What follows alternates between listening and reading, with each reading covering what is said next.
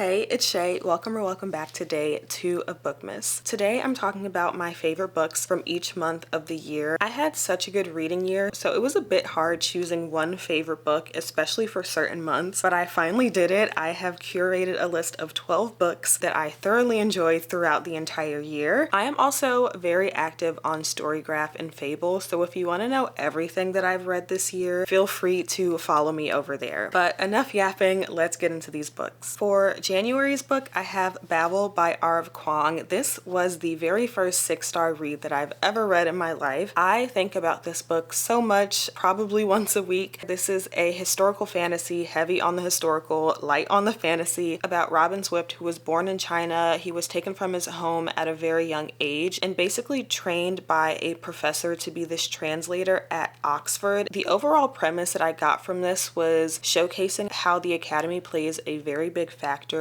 in colonialism and imperialism. Like I said, it's very historical about the British Empire in mainly China, but it touches on other places in the world, in the Caribbean, in India. And what I love the most about it is that we see Robin turn from this very apathetic person who realizes to some degree that he's being taken advantage of. And the more that he's entrenched in the academy, he realizes how much violence it is doing on people in the UK or Britain and also in his homeland. His apathy then turns to violence, and the ending is an ending that will stick with me forever because I did hyperventilate as I finished reading this book. I know that a lot of people have mixed feelings about it. It has the reputation of being very academic. I personally love an academic book. It is very academic. There are footnotes. There are a lot of references to historical people. There are some quotes that come from philosophers and theorists. So it is very academic, but that's something that I really loved and enjoyed. And it's a standalone novel, so I think it makes the story a bit easier to consume. February's book was Legendborn by Tracy Deonn. This is the first book in the Legendborn cycle and was a reread for me. It was so good that it had to be my favorite book of February. If you don't know what this book is about, I think you should know what it's about. It's a YA series about this girl named Bree Matthews, and she is about 16 years old when she enters this college program for high school students where she's on campus and taking classes, and she comes across this underground secret society that she is trying to infiltrate to see if they have any connection to her mother's death. The legend is all about King Arthur, which is the first time that I've really read anything with that like lore, but there's also a lot here about root work and lineage. And this read felt really fun for me because I hosted a read along on Storygraph because I wanted to reread this in preparation for Oathbound that was released in March, and it was really fun to just go back into the story having known what it's about, but being able to catch all of the little details and making connections to things that happen in the second book and making predictions about what I think would happen in Oathbound. Even when I read it the first time, it just reminded me of why I love to read. Like, it took me back to high school when I would read, my YA fantasy series with my friends, and we would just talk about it and fangirl and come up with all these theories and ideas about the book. I really enjoy this series. It is one of my favorite series of all time. Based on February's read, I feel like March should not be a surprise. I have Oathbound by Tracy Deonn, which is the third book in the Legendborn cycle, and this was a first time read for me because it just came out. I will not say much about what it's about because obviously it's much further into the series. I will say that I was able to meet Tracy Deonn while she was in Chicago for her book tour, and there's just something about listening to an author talk about their work and what inspires them to write. And what I vividly remember thinking was how intelligent Tracy Deonn is. I think that all of her choices were intentional in why she was writing this book, why she makes the characters do the things that they do. What I love specifically about this one is that because it's much further into the series, she talks about how she was able to play on like the typical romantasy tropes, and it was very obvious that she had a bit more fun stylistically with this book than she was doing in the first two, which were a lot more just about building the world and laying the groundwork for such a phenomenal story. My favorite book from April was The Great Believers by Rebecca Makkai. This is another historical fiction. It kind of goes back and forth between time. The first story, or the main story, is set in 1980s Chicago, and it follows a group of friends who are living through the AIDS crisis, and then the second timeline is more so in the present, I think around 2010s in Paris. You know immediately that this is a tragic story. It did not make the tragedy hurt less, I will say. I really enjoyed the story that was set in Chicago a bit more than what was in like present day Paris, but by the end of it you could see how the stories overlapped and where their connection was. I also love that it's set in two cities that I really love. I have lived in Chicago. I went to school downtown for undergrad and graduate school. I've lived in like Chicagoland area all my life, and then I studied abroad for a month in Paris and I fell in love with that city. So I just love the setting, I love the story, and it's one that just really moves you. My favorite book for May is Razorblade Tears by S.A. Cosby. I loved every single thing about this book. It is written very well, the story is well done, I love the characters. If you don't know what it's about, it is a crime thriller, I would say, following Ike and Buddy Lee. Ike is black, Buddy Lee is white, and they are two fathers whose sons were married. They both had strained relationships with their sons because both of them could not get over the fact that they were gay. And the sons are brutally murdered, so these two fathers come together to figure out who killed their sons. It's just such a beautifully written story. I'm pretty sure I was tearing up in the first 3 pages. I also annotated so much of this book. I have so many tabs. The writing is so cinematic. I could envision this on a screen as like a limited series, and you really grow to just love these two fathers. I do think that it can be controversial to give like a redemption arc story for homophobic parents. It should never come to the point where like your children have to die for you to realize what you lost, but I felt like S.A. Cosby handled it very well. It's such a good story of grief and redemption and revenge, and neither of these fathers are perfect, but by the end of it I just fell more and more in love with them. I was rooting for them. This is also a genre that I don't typically read, but I would love to read more S.A. Cosby. His stylistic choices and his technique are phenomenal. So if you have any S.A. Cosby recs, please let me know. For June, my favorite book was James by Percival Everett. This is a retelling of the adventures of Huck Finn by Mark Twain from the perspective of Jim or James. This was a really good redemption to that story. I read Huck Finn in high school and I liked it when I read it the first time, but I tried to reread it in college and I absolutely hated it. But this really did the redemption for me. It's all from the perspective of James. We see how clever he is. I think that's what Mark Twain missed in the portrayal of enslaved people of Jim, that these people are not people and that they're not intelligent, but Percival Everett shows how clever and intelligent and strategic they are in having to go through life as an enslaved person, as a runaway. This is the second book that I've read by Percival Everett. I read Erasure not long before I read this, and I could just tell how much Percival Everett is a clever writer. He writes Black stories from a very specific lens. It may be a story that we've probably heard before or covering topics that are very standard or traditional when it comes to Black stories, but from a perspective that you don't necessarily think about often. So I really enjoyed this one and I would love to read more of Percival Everett in the new year. July's favorite book is She Would Be King by Waiyetu Moore. I read this for a reading challenge that I started called Read Liberia. If you didn't know, I'm Liberian, and before this book I had never read a book by a Liberian author, so I wanted to change that, and this is the first book that I've read by a Liberian author. I obviously loved it very much. This is a mix of magical realism and historical fiction, and it follows our main character, I would say, Bessa, who is from the Vai tribe. It's one of the 16 indigenous tribes of Liberia, and we see how she is just outcast because she's different and she has bright red hair, and it goes back and forth between time and space. We also follow 2 other characters, June Day, who is on a plantation in Virginia, and Norman, who is from the Blue Mountains of Jamaica, and the 3 of them kind of come together to push forward the founding of Liberia. If you know a bit about Liberia's history, it was founded, I guess, by previously enslaved people from America. The American Colonization Society and others like it sent a few thousand people to what is now known as Liberia, and they settled on this land. Of course, when you settle on a land and find a land, there are usually people who are there. There is this very complex history of the connection between African Americans, of Afro-Caribbeans, and of the indigenous people of Liberia. And I like the way that this ended, reframing the connection between these groups of people as necessary to fight the colonialism that is happening on the continent of Africa. I also just love that I was reading Liberian English colloqua in a book. It's something that I grew up hearing my entire life, so to read it like written down on a page in a story, I just loved it so much. So I was really glad that I was able to read this book. My favorite book from August was The Lion Woman of Tehran by Marjan Kamali. This is another historical fiction dealing with these two girls living in Tehran, which is the capital of Iran, and we just see them grow as people into women, and it's a great story of sisterhood and how people grow together and grow apart and grow back together again throughout decades of their lives. It's also written very beautifully. It's so atmospheric. There's a lot here that deals with your senses when it comes to food and sight and smell and colors. It's just one of those stories where you fall in love with these characters through their mistakes, through what they get wrong and what they get right, and you just root for them the entire time. There's also just this undercurrent of the political climate of Iran at the time and what it means to be a woman in like the 70s and 80s, and while they're going through so many political changes. I would love to read more of this author. I think her writing is really phenomenal. My favorite book from September was When Breath Becomes Air by Paul Kalanithi. I read the audiobook, so I don't have a physical copy with me. This was such a short but impactful read. It's a memoir about this man who is diagnosed with cancer, and after that diagnosis, he starts to write his life. He goes from being a writer and majoring in literature in college, then eventually switching careers to become a doctor. And there's this connection between science and arts and how he finds the overlap with them as well. He also touches on his experience being a doctor and being so close to life and death and being